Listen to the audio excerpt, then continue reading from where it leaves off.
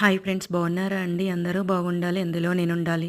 మా కోలాటం నేర్పించే మేడం గారు, చిన్ని మేడం గారు కోలాటంలోనే కాదండి, దేవుని పాటలు బాగా పాడతారు. ఇక్కడ వీరందరూ ఈ పాట ఎంత బాగా పాడారో ఒక్కసారి వినండి. మహిమల దేవకి